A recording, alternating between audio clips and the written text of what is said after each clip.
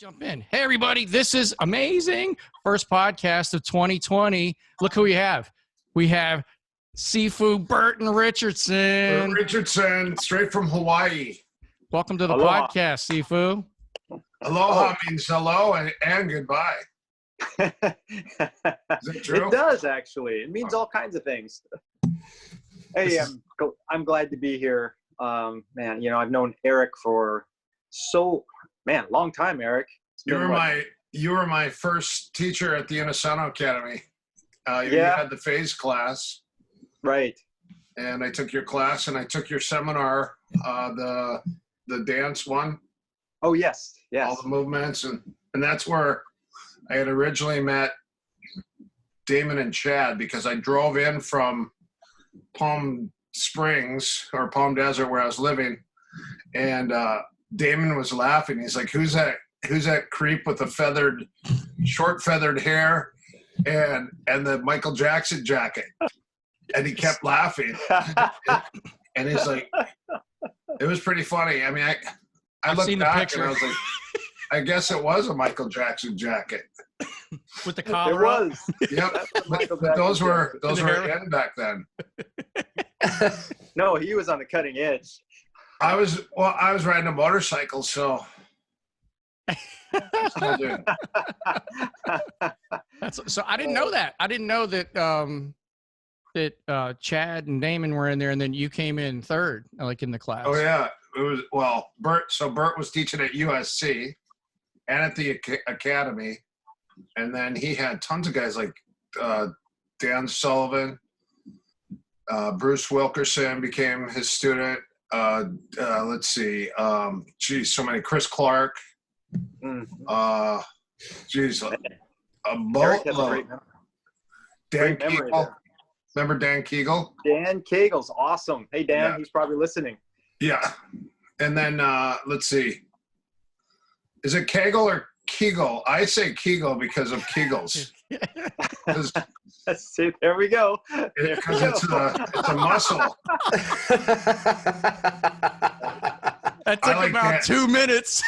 Exactly, and off we go. I got Guru Dan to sign a knife and a piece of paper, dedicated to Dan. Best wishes, Guru Dan Inosanto. And then I got him a Bali song, Damascus Bali song, and Guru signed it, and I gave it to him because he always gives me great gifts for Christmas. He's the nicest guy. No, he's a great guy, and he's very formidable. He's a very good fighter and an artist, and he's just an all-around good guy. He was where was he training with you? He started training in the Long Beach school, I believe, and then when I ended up having the school in Hermosa Beach, he went over there also, and so he'd come over there and train, and then we see each other every once in a while. We keep in touch through the wonder of the internet, and when I brought back from South Africa, and when I was training with the Zulus, I brought back a spear, and a real nice spear that one of the guys actually made for me while I was down there, and a nice drum. And actually, the drum was from an Indian reservation in Utah. But anyway, a couple of these really special things to me. So the stabbing spear, the Shaka Zulu stabbing spear, a throwing spear from South Africa too, from the Zulu tribe. And when I moved to Hawaii, kind of hard to take that on the plane. Yeah. So those are in Dan's care. He takes care of those. Oh, that's nice. Yeah. Remember that stick that had the sharp end on it? Yep. Hit around the shield thing? That's right. They got the Zulu has the stick that has a ball on the end, but sometimes or often I should say, imagine if there's a sphere, they cut it, bisect it, and so there's just a sharp end around. They call it a donkana, which means donkey hoof, because it kind of looks like the hoof of a donkey if you put it like this. Yeah, so if you hit somebody, that's instant laceration, instant, So it's sharpened? It's sharp, yeah, because the stick goes up, and then you have the ball. Imagine like a ball here, and if you were to cut that directly in half, wow, it's sharp all the way around the edge. And just like a donkey hoof. That's it. It's amazing you would say that. It's exactly like a donkey hook. That was fun. You had that little cowhide shield and a staff in one hand and then hitting around it. And we didn't know what to do with it because we were all collie guys. We were like, this is so weird. No, it's so interesting. You know, I must admit that the first time when I was out there, the first day I got to train with these guys, and, you know, they're like, what's this guy doing out here all the way out in Zulu land? And one of the guys there spoke English, so he introduced me and all this. And so I saw them warming up, and their elbows coming, they're kind of moving the stick, and their elbows coming up and whipping like this. I remember this. It's so embarrassing. This thought went through my mind. It's like, oh gosh, these guys don't really know how to swing the stick. Right? You know?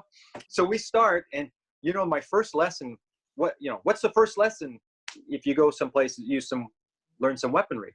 First lesson is they show you how to hold the stick or the sword, right? Stand like this. Okay, if he hits there, you do this. Well, what the guy did is he handed me the stick, handed me the long defending stick that goes in front, puts a shield on my hand to protect my hand. He picks up the stuff, looks at me, goes, come on, let's go. I mean, he didn't speak English, but in you know, the gesture is universal. And we just started sparring. That's the training method is. But it was light sparring. It wasn't like, it didn't get carried away, right? You know, very fortunate that these guys were really controlled and they were nice about it, right? Wow. And so that whole whipping that hand up, what it is imagine if your shield is up there, they start to hit, you block, and then they whip their elbow, and the ball of that stick comes all the way around the shield and hits you on the head or on the elbow. Sometimes they'll just go for the elbow. So it was nice. It always hits where there's no pad. That's correct. Always. You always get cracked where there's no pad. Yeah, that's just the way it works, right? Now, another trip, I was up near Johannesburg, and there's an area where they did Zulu stick fighting, kind of for, you know, show people and all. And so I went down there. That was part of the whole Zulu experience up in the more northern part of South Africa. And I went with my student Mornay Swanepoel, and he's now in Durban. Took me and a couple of the guys, and that was not so friendly. That turned unfriendly, kind of in a hurry. Where when I went up there, the guy moved, and then he just took this full power swing. Of course, there's no helmet or anything, right? And I just slipped back, and it just kind of missed my nose by that much, right? And I'm like, oh, okay, here we go. And so we're trying to keep the thing down, but these are guys like 16, right? 17. They're young girls watching. And so, you know, they were out to prove the thing, but it turned out okay. One of the guys got a pretty good lump on his head, but wow. Interesting adventures in South Africa. Wow. That's awesome. So I remember you bringing the Zulu stuff back, their weaponry, and then you started teaching Zulu fighting a little bit into what you were teaching, right? Yeah, you know what?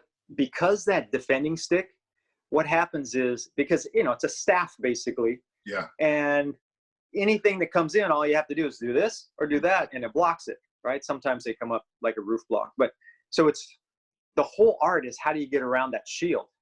And so what it becomes is all about feinting, misdirection, progressive indirect attack. Wow. And they really have it down. And I mean, what would happen is that first day of sparring, I videotape it. And then at night I would watch and I figure out what they're doing to me, how they're hitting me. And so the next day I'd go back and I would block them, and then I'd try it on them. And you know what the guys would do? They would just laugh so hard. They thought it was hilarious. And then they bring out some more tricks.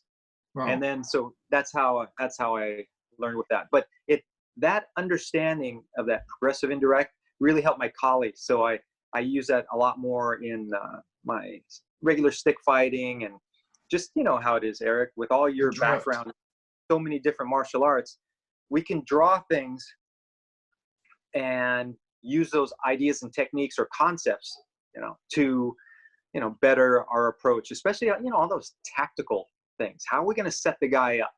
Hey, well, the Zulus set them up like that. Well, that's an idea. How can I do that empty hand? Oh, I can do that. I can use, instead of my Zulu stick, I can use maybe a kick. And you start doing the PIAs and all. Yeah. So it's really valuable to me. And I must say, these guys in the southern part, I went back several times to visit, and they just treat you like family. Just such hospitality. So happy to see you. So much fun. We're laughing the whole time we're sparring, and it's either that or they eat you.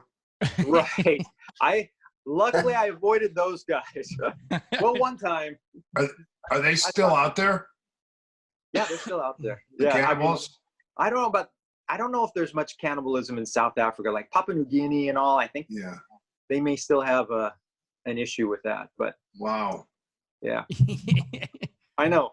Fun. They say we taste like chicken. It's like the Matrix. Everything tastes like chicken. That's so funny. I have a question. So speaking of, like, learning new things and testing things, one of the things I like was testing stuff. So one of the examples I remember from the early days, this is back in the 90s when you were doing seminars, there was, the debate about trapping and all that kind of stuff. And what a lot of us were doing was we were mistaking the teaching tool of starting from reference point, that's what that is, versus how you would actually use that in a fight. And you were one of the early guys where we'd put the face cage on. You were like, okay, now do a Paxel against a jab. I remember that. And you had an interesting take on that. It was more when the was coming back. We were all missing what Guru Dan was saying. Like, he throws out all these little, it's like a little half a second thing. Yeah, but I would just do this or that kind of thing, and we would miss it. We were thinking we had it. It's like, yeah, we got this thing. Yeah, but how come this isn't working here? It's like, it was us. It wasn't him. But you kind of broke that down for us. Like, there was a catch. Like, you were able to catch the hand coming back, and there was these, speaking of setups, there was all that kind of cool stuff. So do you remember that? You remember those drills you would take us through with, it was like, try to Paxel a jab. Nobody could do it. Right. I still have people do that on seminars because, yeah, like you say, I tell you, Guru Dan will give you everything, but he'll just go whoop over your head, whoop over your head. Right. And, people, denigrate Guru Dan, they criticize and they say, oh, that stuff doesn't work and this and that. He's showing all these things and all. Again, he is very, very aware that there's the art part and the fighting part. We've had conversations about this. Maybe you talk with Erik about this too. There's the art and the fighting part. He knows the fighting part inside and out. He was Bruce Lee's sparring partner. You think he doesn't know how to fight? Right? Yeah. He had all these Filipino martial arts guys that would make him spar and all. I mean, he knows the fighting inside and out, but he enjoys giving everything. So while he's giving the art, and he told me one time, he goes, yeah, the fighting part is very important. I like teaching the art, but when he teaches the art, he gives you all the nuggets so you can actually use the portions that are applicable in fighting and how to apply them. But like you said, it's like, Guru Dan says, you wouldn't really do this in a fight. Actually, you have to parry and wait, and you got to get it when he's chambered. But we're going to do this, this is the first training method. And everybody goes, all right, so, guy comes out, throws me, jab, cross, hook, uppercut, overhand, and I'm going to get a reference point, and I'm going to Paxel him, and he's going to die. Right? But that's not what Guru Dan said. He never said that. But, that's how, as we progress. The whole thing, yeah. Or do you know Vita Lasing from Trinidad? He was with Dwight Woods for a while. Huh? I don't recognize the name. Well, he came out. He was a professed JKD guy, and he came out and did a couple intensives, and the intensives entailed sparring, kickboxing, boxing, what, ground and pounding, and grappling. You mean like the opponent, your partner, didn't let you do everything? Like what? Well, it was funny because he was like stop kicking me with a side kick, or he'd do a pendulum now tech, and then I was like a bear and I would just maul him, And I said, listen, I go, you have all the entries, but you don't have the meat and potatoes to back it up. And he goes, what do you mean? And I go, well, you don't know how to wrestle. You don't know how to grapple. It's new to you. You don't follow up with hand combinations. You don't follow up with kicks. Or I go, unless you knock me out with that shot, I go, you're just going to piss me off. I go, you're doing enough to piss me off. But what's the meat and potatoes? What's the backup plan? Mm-hmm. Right. Don't want to poke the bear and not be able to deal with the bear. Well, it wasn't because it was me. It's just that what I experienced is as I was sparring with him, is he would just like try to throw an eye jab out there, and I go, well, that's great. What do you get? Oh, I lost it. Now what are you gonna finish me off with? Right. And, he wasn't even doing straight blast. He wasn't trying to collar tie. He wasn't trying to shoot. He was just that, and then I just would run him into the ropes. We were in the ring, so I'd run him into the ropes and then just grab him and pick him up, and then do a backbreaker.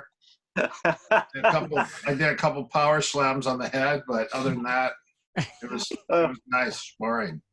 That's not, yeah. That's what I noticed. That's what I noticed. A lot of people they work all the cool, the entry, but what's the follow up and what's the finish? Yeah, right. I mean, you have to be good everywhere, especially the entry. The entry is to give you that quarter of a second where they're vulnerable, and you got to take advantage of that quarter of a second. That's right. Right. Otherwise, you start back to zero. And like you said, the eye poke. I mean, look at Yuki Nakai. I always use Yuki as an example. Gerard Gordeau thumbed him in the eye in Vale-Tudo, Japan, and Yuki actually lost the use of the eye, so he's blind in that eye. And it was he had to quit fighting from that. Yeah, he had to. That's right. He had to stop MMA. Right. He finished those fights. Right. He finished Gerard. He finished the next guy, Pittman, and then he fought Hickson for like 6 or 7 minutes in the final. Hickson, with his eye just so swollen shut and blinded. So it's like, wait, are you? And then people go, no, but the eye jab. I said, okay, look, you're there. You've got your loved ones with you, right? Maybe there are a couple kids there, whatever. You got your loved ones with you. Somebody pokes you in your eye. Are you going to give up? You're just going to quit? Exactly. No, you're not. You are going to fight for everything. That's just it's a distraction. That's why, we're always trying to get to the choke. Speaking of which, do you know, hey, anybody out there, who was the first one to teach me the rear naked choke? That's right, Erik. Did you know that, Erik? Yep. Oh. First one to ever teach me the rear naked choke. Yeah. Are you sure it wasn't the Crazy Brothers or Jingle Bells? You remember when Pendecker Paul used Paul because of his accent? He would say, you should train with the Crazy Brothers or maybe go to Jingle Bell. That's exactly what he would say. That's awesome. Jingle Bells. He'd say that exactly. You should go train with the Crazy Brothers or the Jingle Bells. That was funny. He was funny. You spent a lot of time with him. I did. I spent a lot of time with you were probably his top guy, right? No, Stephen Plink was his top guy. And then he had I think other than Stephen Plink of the guys around, I was probably, at that time, his top guy. Yeah. I traveled with him a lot, helped him with seminars, which, when you, as when we go assist Gurdan or, like Paul Dutours or whoever, Larry Hartzell on a seminar, you get all this time to pick their brain. You get so many insights. And I'll tell you a story.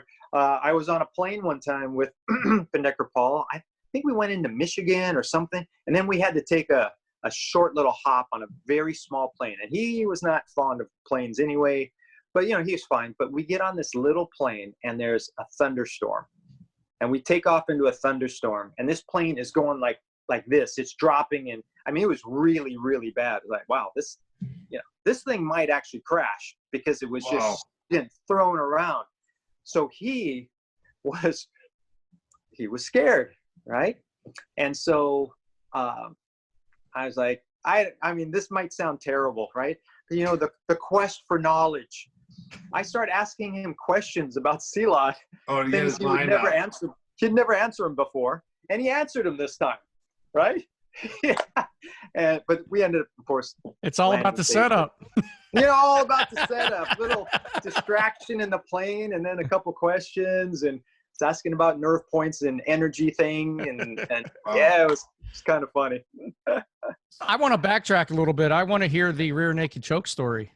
Yes. So I don't know if Erik remembers, but what happened is we set up that we'd do a trade. I would teach Erik some Silat. He was already training Silat, but we'd go over some extra things in Silat, and then he would help me with grappling. I was doing Shuto and all, and of course with Larry Hartzell.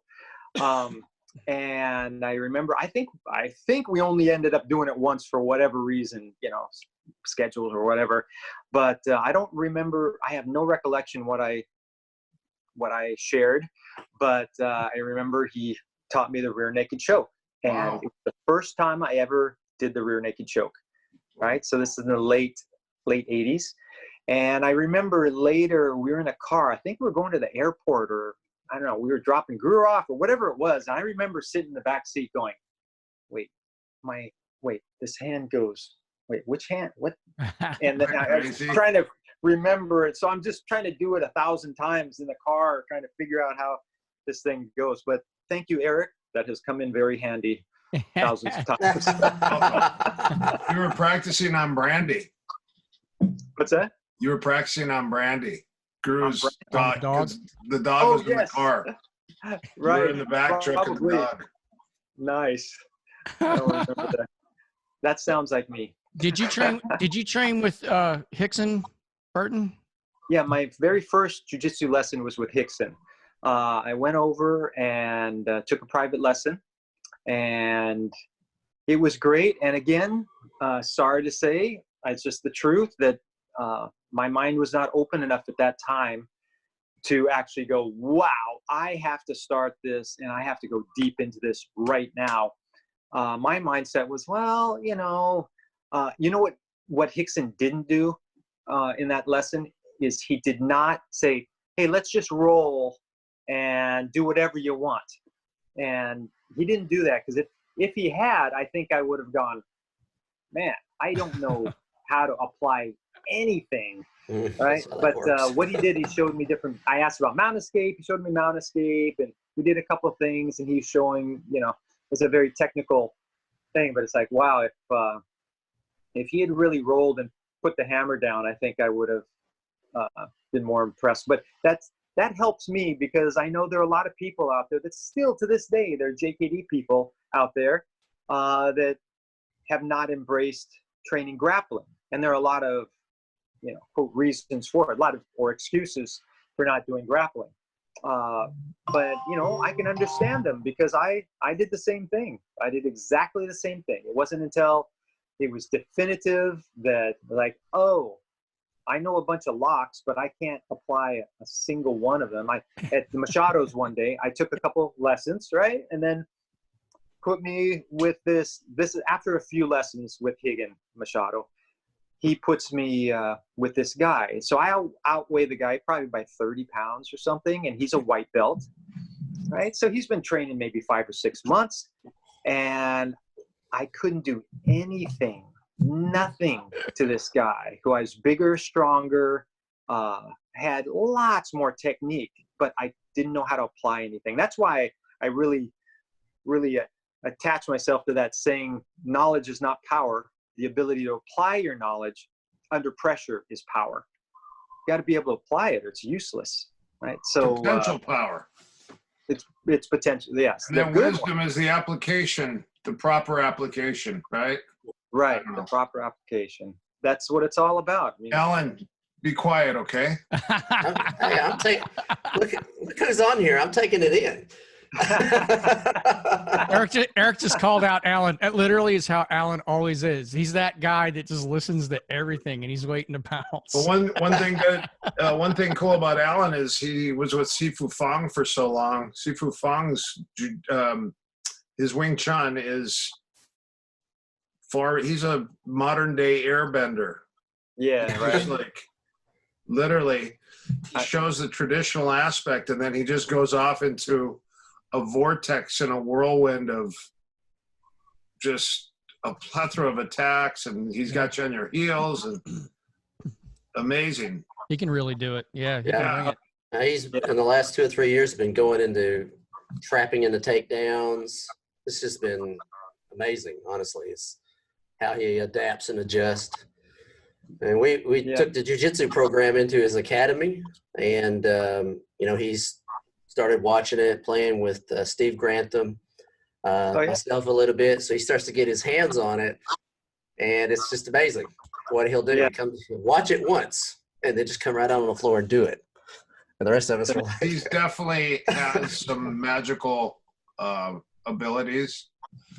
He healed Greg's leg. He moved a blood clot without even touching Greg. Oh man! Greg had a blood clot down in his leg, and then he kind of touched it, and then he brought his hands back, and he moved it, and he passed it down into his ankle. That's wow. That's otherworldly. He didn't even touch him. And the doctor said, "Hey, where's that blood clot? Where'd that blood clot go?" And it disappeared like the next day. Man. Yeah, he's yeah. awesome. I remember going to seminars with Sifu Francis, or sometimes a camp or whatever, and just, I mean, he's a whole different world. I have a good friend, Bruce Jolly. Some of you must know. I know Bruce Jolly, right? Just last year, I was out visiting Juan Perez at Combatives Unlimited, and I think you're going out there, right, Erik? Yeah, I think you're. he just booked something. Yes. So Juan Perez, he's Jacksonville. Awesome. Jacksonville, exactly. So hey, go see Juan and Erik if anybody out there's in the Jacksonville or Florida area.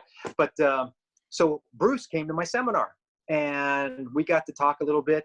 And afterwards, on the side, we started doing a little bit of trapping. And it's so nice to feel. I mean, Bruce is trapping. It's like, that's trapping. I remember Larry Hartzell. You remember Sifu Hartzell. Every single time he trapped, almost break your arm. Your elbows getting slammed into your ribs, and it was just that whole. People, I think, don't understand there's another level of Wing Chun, and where it works in those areas and time that it works. If you have that kind of technique, you're not just going to pock and hit the person. You're actually going to be moving them, altering their structure as you're hitting, and then of course all the follow-ups and all. Hey, can I tell a story? John Allen. Gotcha. Roasted. Well, speaking of the trapping, what's cool is I see that happening a lot with the MMA, like out at CSW all the time. Like that, all of the things that you would think if you're just standing out here, no, you're never going to get there, but you're already attached to the guy. Like you'll be mounted and to control the arms, and it's like Erik and Greg make the joke all the time. It's like it's all Wing Chun, and they're doing it. And C-Lot comes out a lot.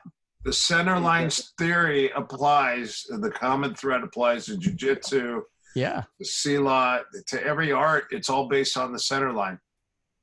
Well, one place where I added the center line in, I guess I kind of made an adjustment.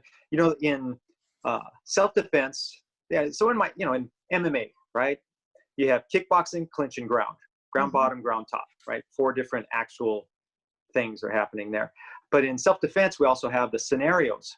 And so we have like this interview game. We call it interview because guys coming up yelling and getting in your face, and he's interviewing you to see if you're a victim. And if you're an easy target, then he might go. If you seem formidable, then he's going to go away. And we do all these scenarios. But on that thing here, we do this thing. Okay, put up your hands, right? You're like, hey, I don't want a problem. Excuse me, or whatever, right? But if I do this, you can throw punches left or right down the middle, right around here, left around here. So if you do the same thing, but you hold center line, and I can see through my fingers, now it forces them to throw a swing if they throw a punch, right? They might tackle or whatever. But just instead of going, hey, I don't want a problem, instead of going here, you've just nullified any jab or a straight cross. Unless he punches straight down and then you go, ooh. Oh, this happens, right? I'm just kidding. But then you can fight from here because this transitions directly into this, right? It just works there. We used to have those fights all the time. Right. You go, put them up. Let's go. And then the best in class is you make them go like this, and you make them plug their nose and put their head down and spin in a circle 10 times. Oh, The knockout simulation drills are the best drills in the world. I The hate film. that one. And try to have The knockout simulation, and then you make them wrestle. And one guy he goes and does a side shuffle across the floor and falls into the bleachers. I always had him do the Thai kick because Master Chai would do that, right? And then have him try to kick the Thai pads, and they're like, they're out of there. Up. I don't like that because half the guys miss, and they kick you in the knee or kick you in the head. Right? That was like I had a demo I had to do for extreme fighting, and they came down, and it was so funny. They came down and they go, "Hey, we want to film you. You want to do some of the Jun Fan or the Kali?" And I go, "Well, I'm probably not going to use that in the cage, so why would I do that?" And they go, "Well, to show where you're from and your background." And I go, "Okay." And so I did a little bit of Hubad, I did a little bit of Chi Sao, and then I go, let's kick the Thai pad and let's get like a close up of the camera on the Thai pad, so when I'm kicking, you can see the power. And I go, and Dave Leach, I go, "Hey Dave, when I kick the Thai pad, make sure that you take it and you hit it to make a bunch of noise, which is opposite of what you should do. You should absorb it and go backwards." Yeah.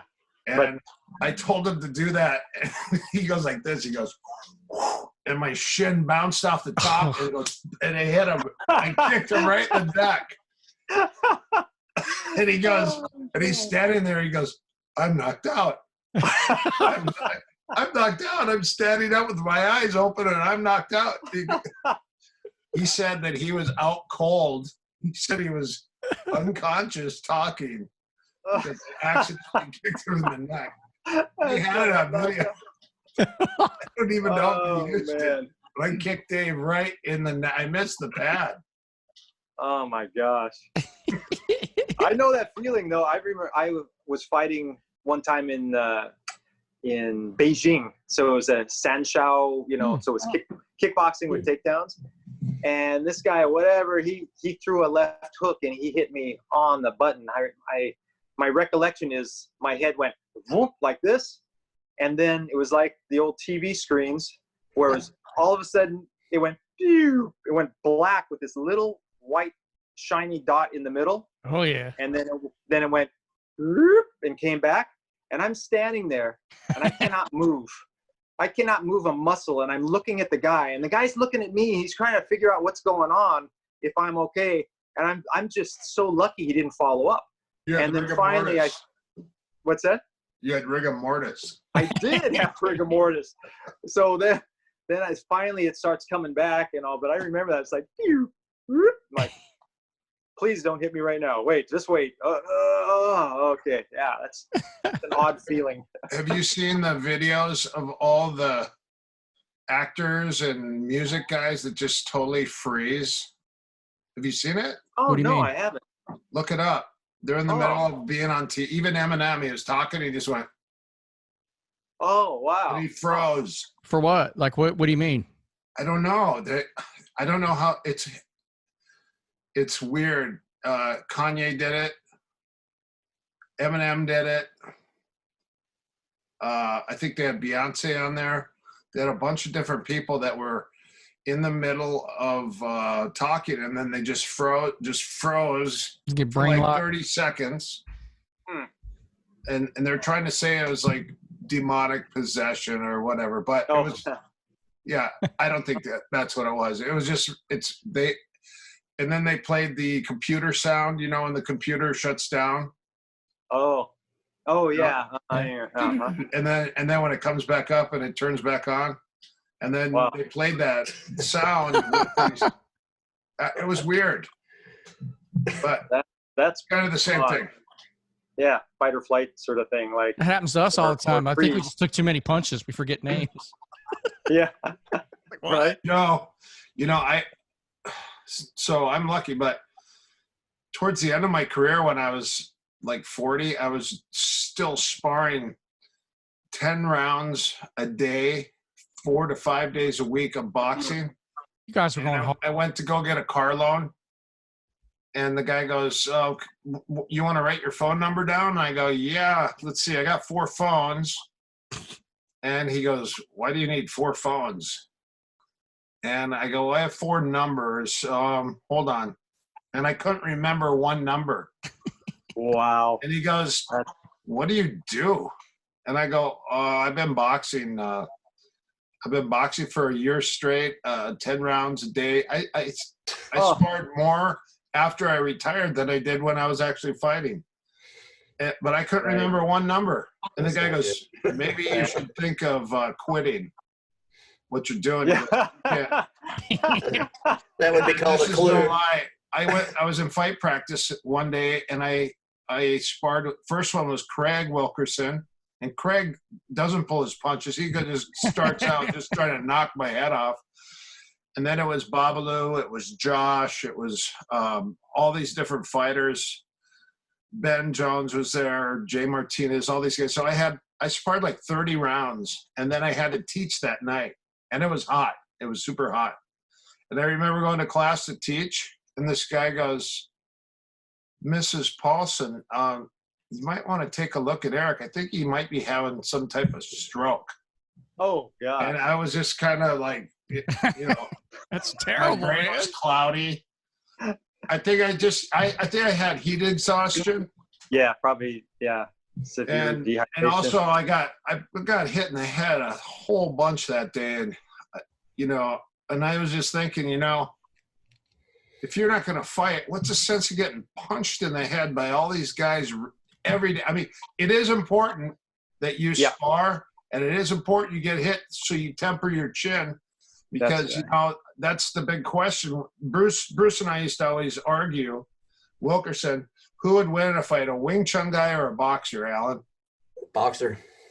And, well, one thing about a boxer that I have to say is they have, first of all, they're used to getting punched in the face. Yep. On a daily basis. In the face, so they have a tempered chin. And it's, you get guys that are hitting pads, but how many of them are tempering their chin? Right. You get hit. When you get hit regularly, you get used to getting hit. But if you haven't been hit for a while, you go into shock. It's like someone that doesn't know Thai boxing, and they pick a fight with you, and you shin kick them or bone chop them, and then their face just goes, and then they're like the celebrities that freeze. Yeah. Celebrities that freeze. Well, I have to look that up now. Celebrities that freeze. I haven't heard of that. Yeah, I'm telling you. It's probably true, somebody though. playing with After Effects. Just the mental, I remember I was at the Main Street boxing gym in LA, where, a lot of the greats trained. It was really a rocky gym, right? And my boxing coach, really good guy named Don Familton. He's amazing. He old time boxer. Don. Remember? Yeah, Don? I used to see him at Marina Athletic Club all the time, and we used to always talk. He saw me with Sifu Larry. Right. I called him Jumbo. Jumbo. I called Larry Jumbo because I said, I go, two more reps, Jumbo. And he started laughing. He goes, "Why do you call me Jumbo?" I go, "Because your lats are so big, you're like a jumbo jet." And he clapped and he liked that. So from then on, I called him Jumbo. Oh, that's great. Well, Don Familton took me one day down to the Main Street boxing gym to do some rounds with this guy who was Tex Cobb's bodyguard. Okay, so if any of you guys remember Tex Cobb, Yeah. he had a bodyguard. So you imagine what this guy's like. Huge.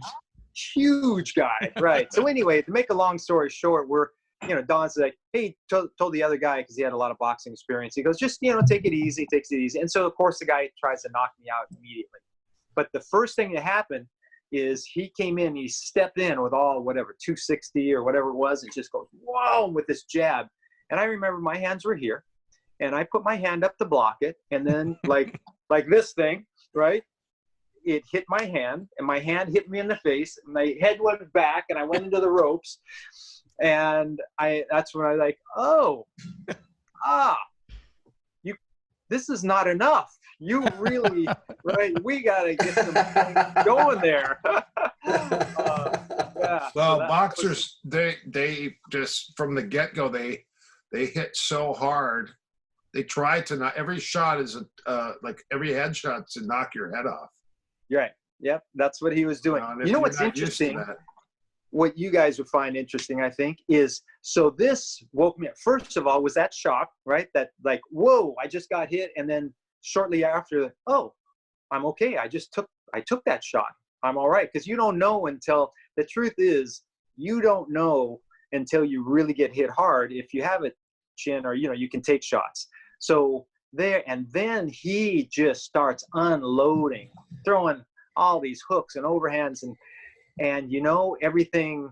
I know Erik's had this experience. Everything slowed down, right? And I'm telling you, it was just like I was doing stick and dagger drills.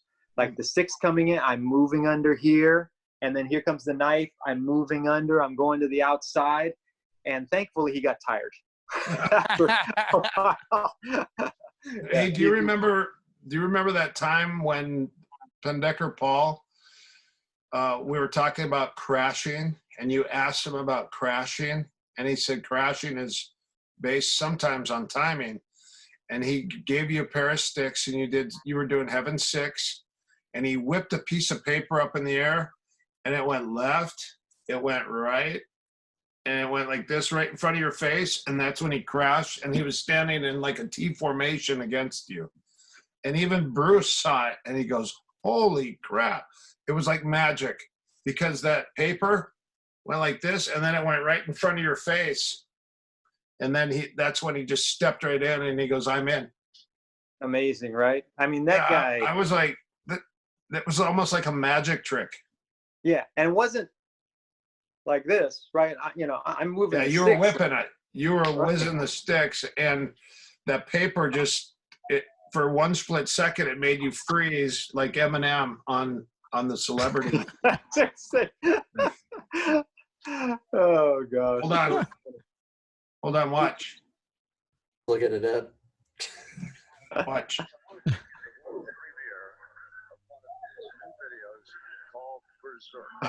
Okay, for the guys listening in their earbuds right now, this is completely frozen.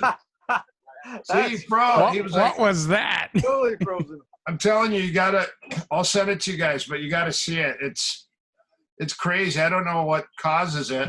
It's a reboot. It's a glitch in the Matrix. Oh yeah, it's a reboot. One guy said, oh, it's their clones. Oh. That's a big one. That's a huge thing that they're talking about. That some people have clones on flat Earth. On flat Earth. No. Yeah, clones on the flat Earth. We were doing so good.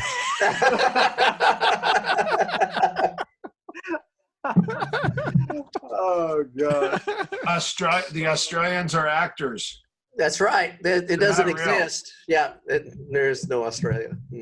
So real quick, I want to bring us around to something practical, because we only have about 10 more minutes with Sifu Burt.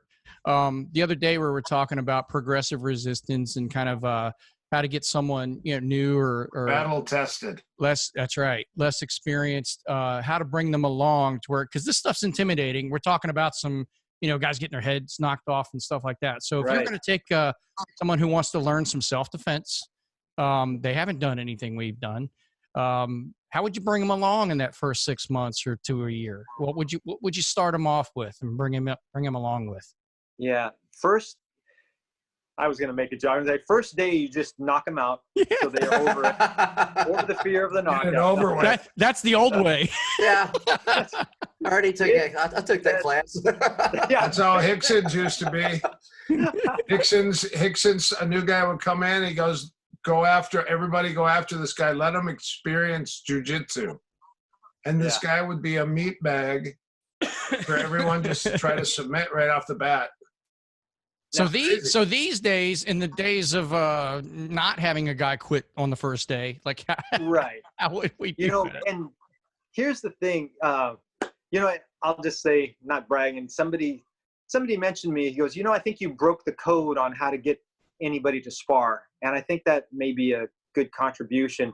And I just liken it to lifting weights. If you're going to go in the gym and decide to work on your legs, you haven't lifted weights in a long time or haven't lifted weights, you know, you go in and the trainer is going to put a broomstick on your shoulders, teach you the proper form. Okay, here I go. Proper forms like this and all.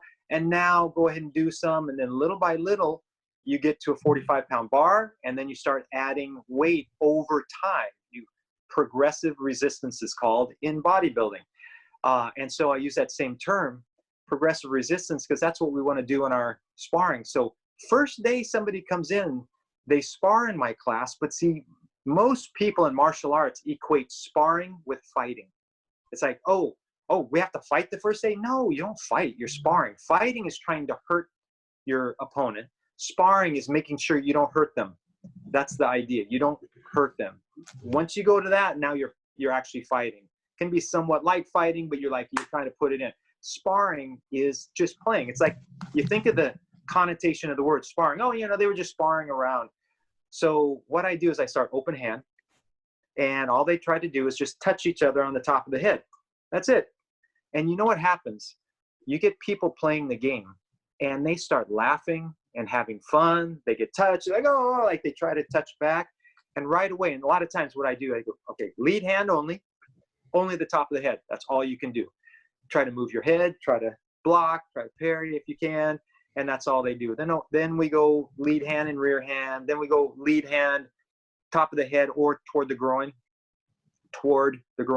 not hit him in the groin, right? But yeah, that's how we do it like that. And little by little, immediately from day one, they're in the correct context of working with a resisting partner, the type of movement. They don't learn technique for 2 years and then you put them in sparring and it's like, oh, wow, all that technique, none of it's working. So that's in a nutshell how I do it. Just, it should be fun. It should really be fun to spar. Unless you're fighting, it's not so much fun, but that makes you much better. Everybody has a choice. Nobody has to do the fighting part. But if you do step into the fighting realm, you will find you will accelerate. Like Barrett Yoshida says, it's like a time warp. When he goes and competes, he gets so much better in a 6-minute match or 10-minute match. 6 months onto your training time, at Yeah. least, or a Right? year.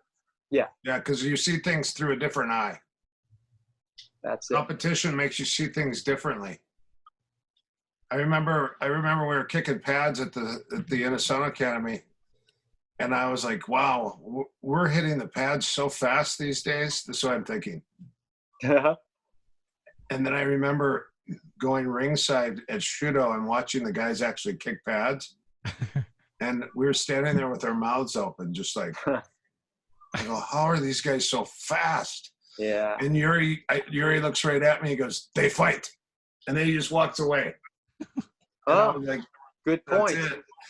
And it's like what Guru says. Guru said that one of the things he said was that the fighting, when you fight or you go to combat, you look at life or you look at what you're doing through a different eye, because you've been in the battle, and then all of a sudden now, as opposed to just, rolling in class, Alan, you're doing private self-protection, private protection stuff.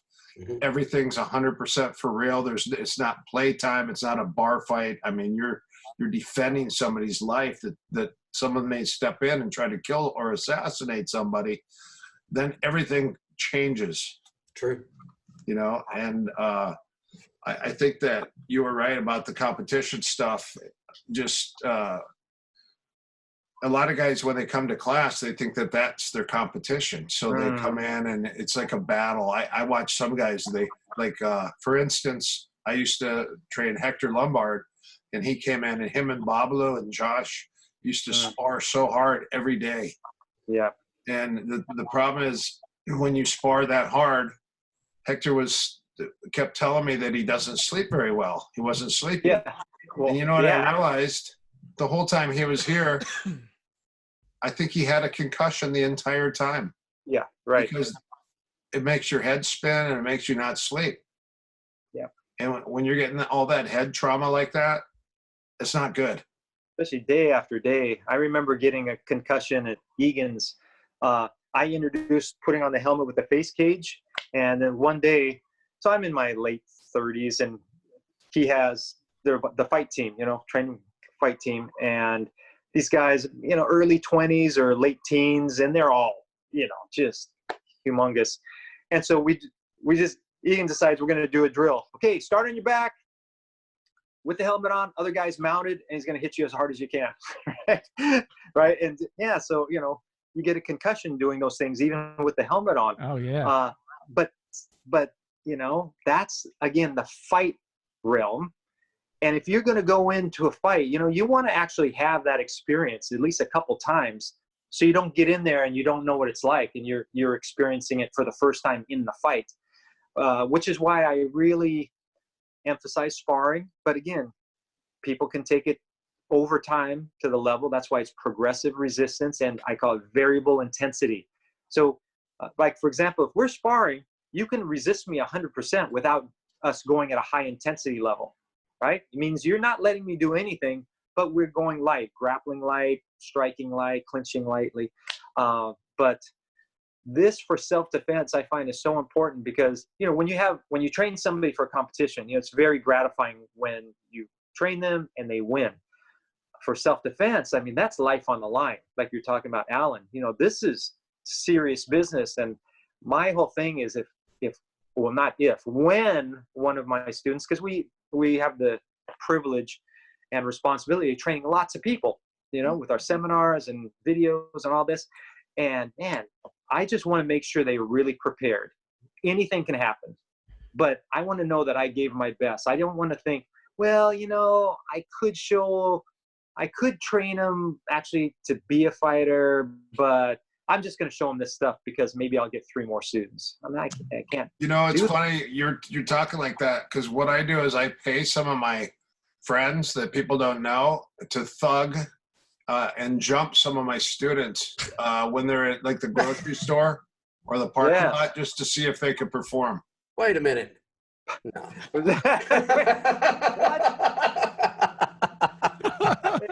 That'd be a good trick. No. No. That way you get to really use your stuff. No, that's a terrible idea. Well, no. Herman Sawanda. Remember Herman Sawanda? Oh, yeah.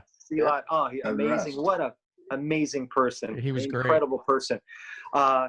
He was telling me a story where he's walking home. His mom and dad were both Silat masters, right? So he was learning from his dad and his mom. And anyway, he's walking home, and I'm thinking he's probably like 12 years old, 11 years old, or something like this, maybe even 10. He's walking home, and some big guy comes out of the bushes and just starts wailing on him and beats him up. And he said he went home crying, and his dad's like, "What happened?"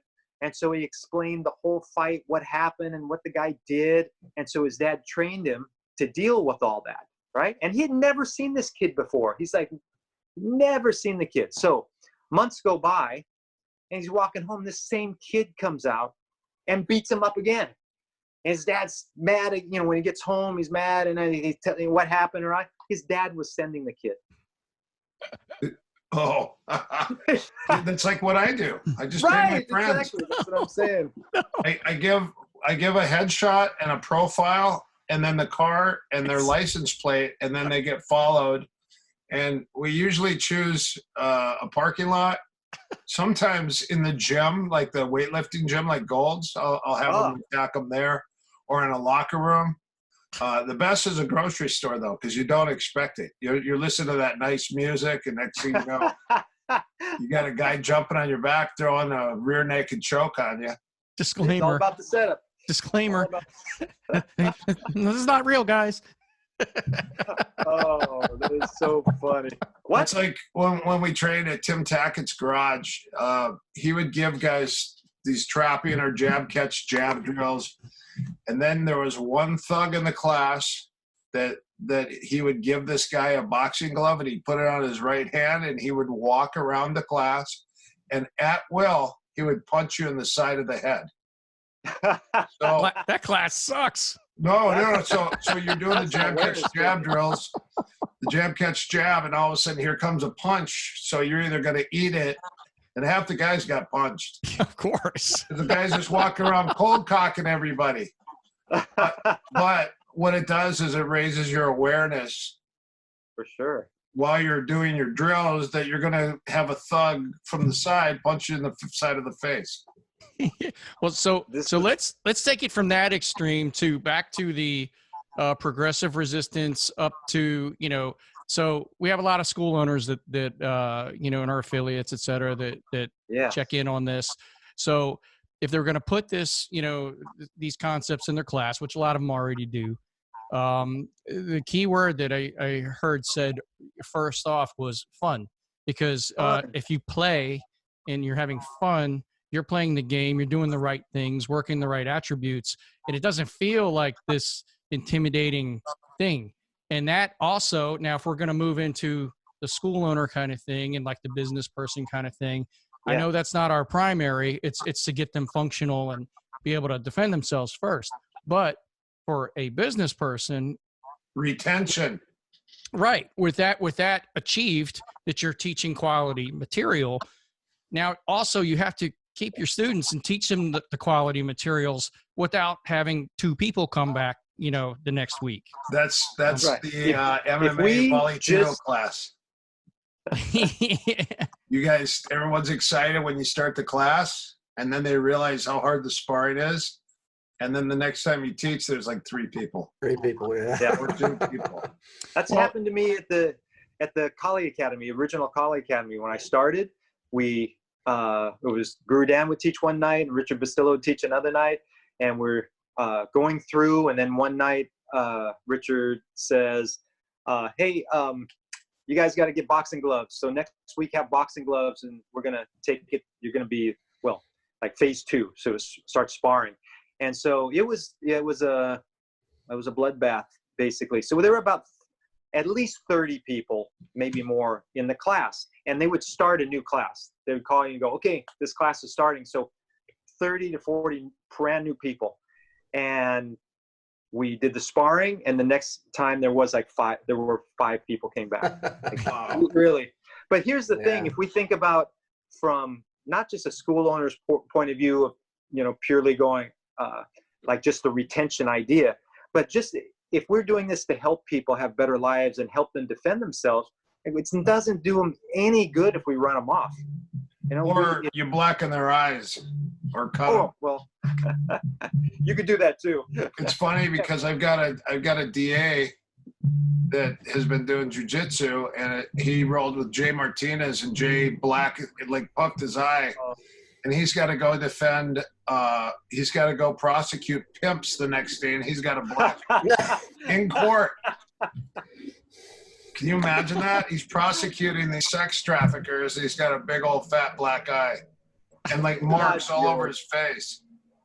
Well, that's another thing. Speaking of that, so we go progressive resistance and we keep it at a level of being fun. And over time, a lot of people that come in who are not athletes, the natural athlete, the guy who's played football or whatever the sport's in, or into boxing, they will stick around no matter what. But that's not who most benefits from self-defense, because they can already defend themselves. So we want to take the people who are shy, unathletic, and maybe way out of shape, and bring them along until they can actually start working. Several of my black belts started, and you look at them when they started, and they're just going to be hobbyists, and that's the way it is. But over time, they become black belts in jiu-jitsu. They're formidable on their feet, and then kickboxing and the clinch, the whole thing. But that's also why when they start actually putting the gloves on, I use the helmet with a cage, because the doctors, the lawyers, the financial guys, all the teachers in my class, they can spar with punches going toward the target, including elbows, and you can headbutt safely, and they don't get black eyes or lacerations. So it's really really helps that way too. And we take it along. Just real briefly, there was a study, one of my Luis Barneto in Portugal sent that it was about rugby, I believe. Yeah, rugby. There's a coach, and what he does, he's a consultant. He goes to all these rugby teams and all professional, and he helps them as a consultant. And what he was saying is the new rugby players coming up, the kids, there's very few, a lot fewer than before. And the reason is, he says, over time, the teaching, instead of go, oh, here, go play rugby, is they're doing drills. And it gets to where the practice session is almost all drilling, and it's boring the kids to death. They want to play the game. That's what we're there for, is to play the game. And so the same thing, we can have everybody playing the game lightly. They learn to move their head. And it's one thing, you hit the mitts and tell people to move their head, and they're like, okay. But now this is coming in, you're like, oh, I do have to move my head. I get it. So we just try to make it play the game safely, progressive resistance, and they should be smiling and having a great time. Awesome. What about Awesome. your jiu-jitsu for the street? The BJJ for the street, yeah, all my for the street things, you know what the main idea is, okay, if we look at MMA, like what are you going to really practice, say, on the ground? What are you going to defend first? You're going to work on defending the rear naked choke. You're going to work on getting out of the mount, for example, because that's worst case scenario. Like, man, this happens. Do your Barambolos. Oh, yes. Yeah. The reverse Bolo to the Lapel Plata. Yeah. So we work worst case scenario. So street wise, if we do BJJ for the street or clinch for the street or whatever it is, what's the most dangerous thing? Getting headbutted, getting elbowed? No, it's somebody pulling a knife or a gun. That is the priority, because that's what's going to cause the most damage so fast. So that means all our positioning has to account for weaponry and the weaponry draw. So we're constantly practicing recognizing the draw and dealing with it, and getting into positions that actually stifle the draw. For example, I love the neck clinch, right? Tie neck clinch. Imagine in the clinch, you tie neck clinch, you're like this. Okay, my head's on his right side. I'm throwing knees. He pulls a knife or a pistol with the left hand. I cannot see it at all. I'm totally blind to it. I can't see him pulling a knife. Now, if I'm not even aware, he can pull with either hand, and I'm never going to see it. If I go to a double bicep tie, when he goes to draw, now I feel. I have tactile and I have some visual. If I get a good underhook and I'm trapping the other wrist, now I stifle the draw before it even happens. So there's this positional priority that changes depending on what the sport is, right? What are the rules? MMA clinch, different than wrestling. I mean, wrestling, you can neck clinch somebody. You're going to have a hard time taking them down. Maybe you snap down to, shoot at the legs or something. But if you go Thai boxing, you need that, right? MMA, really important. You add weapons, instead of being prioritized, the priority is a little bit lower because of the weapons. So that's how everything changes. Same on the ground. Your positioning. If you do a half guard pass, one arm under the head, other underhook, clasp your hands together, work your way out of that half guard if you're on top.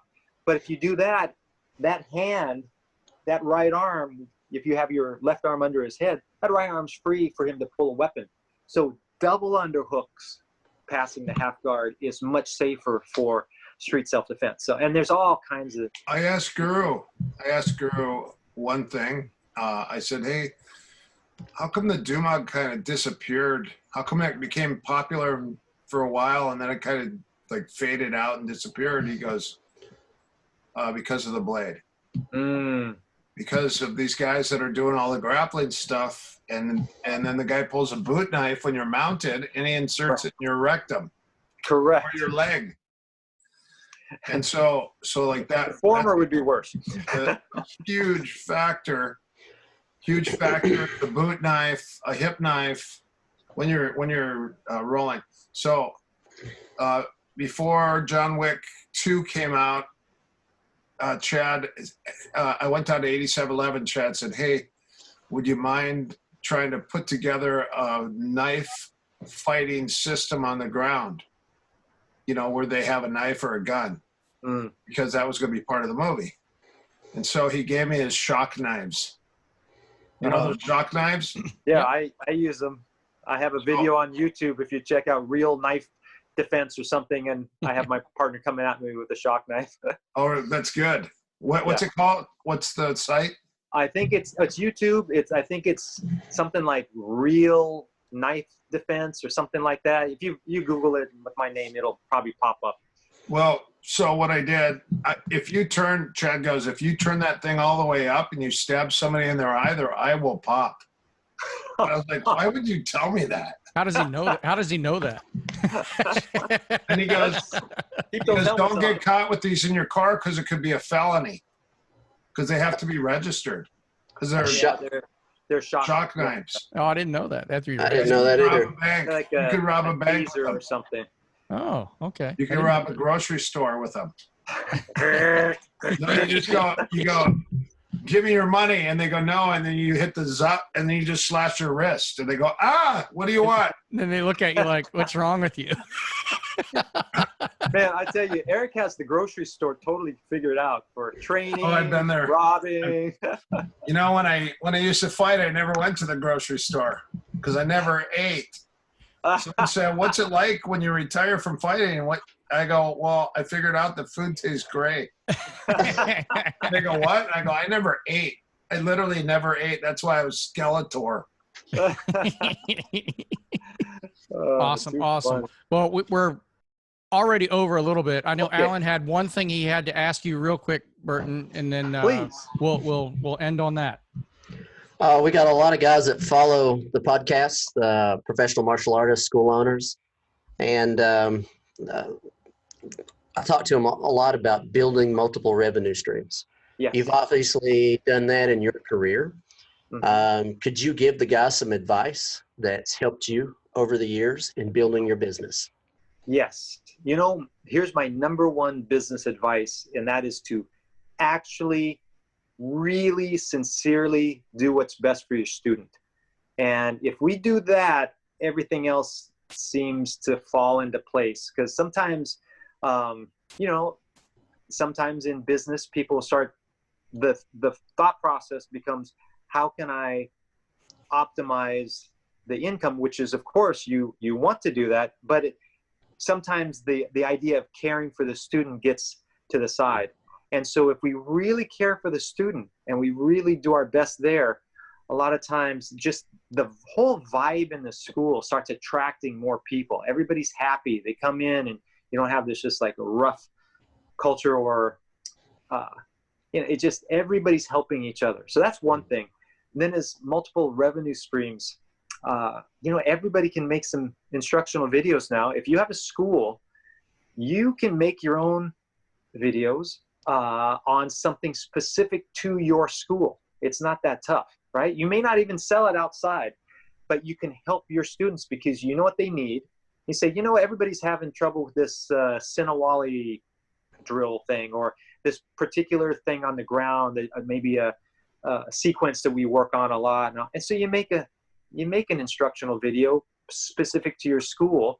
And over the years, that's what's always amazing. Like, wow, over the years, those, little by little, those things will sell and will help. And, but yeah, it's just, as long as you're doing what's best like that, you make the video, you know why? It's best for your students. They have another resource, right? You bring in, like, for example, I'm talking about the helmets. Somebody has a big school, that can help their revenue stream a lot. You have the helmets, and you know why we have the helmets? It's best for the students. So it all comes from there first, and you do good, you get good back. That would be my advice. All right, excellent. Thank you. You're welcome. I love it. So, Sifu Burton, what's your website address? jkdunlimited.com, and I do have a lot of distance learning courses, but can I just mention that? Everybody's like, certification through DVD, that's phony and all that, or through streaming video. But as we know, if you make someone do the sparring, they're going to get good. And again, sparring, not fighting, sparring, so it's fun and safe. So that's why for me, I have all this, I make people log their rounds. So they come on, they get the thing, and I tell them how many rounds of each thing they have to do. And once they have logged all those sparring rounds, then they can do their video test. I look at it, I critique it, and then they're able to go on to the next one. So it's like, you know, just like in a school, right? And Erik's teaching, he's going to teach techniques, and then you practice the technique, and then you try to spar it and see if you can get the timing, the reading, and the distancing correct to apply it. And then he'll critique you, make it better, he'll give you something else. So it's, you know, it's the same thing as being in person. So, and I just like to also say, yeah, again, that my main thought is someday, somewhere, one of my students is going to get into a life-threatening situation. I feel my responsibility is prepare them as best I can for that, so at least they have a fighting chance. Awesome. Awesome. Thank you so much for coming on with us today. Anytime. And thanks, Erik. Thanks for all the fun over the years, and more to come. Yeah, thank you. Thanks. Thanks, Alan. Thank you, sir. Thank you, guys. All All right. All right. Thank you. Aloha. Aloha. Okay. All right, guys, just a few things that are coming up this year. We have the World Conference. It's going to be at the CSW Training Center in Orange County, California, April 2 through 5. And I believe we've been putting some registration links out on the CSW Global group on Facebook. If you're not in that group, it's the place to be because that's where we announce everything first. Also, we have 2 coach camps for our affiliate instructor program. First one's coming up August 14th, 15th, and 16th. That's going to be at the main training center in Orange County.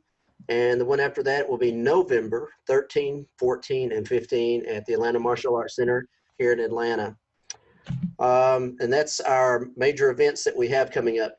I get a lot of questions about seminars for coach. If you're interested, if coach is going to be teaching a seminar in your area, you can go to the website and there's a page on there for seminars. Everything is listed on that page. That should be the first place to go and check out if you're curious about when he will be in your area. And that is all I've got. Thank you.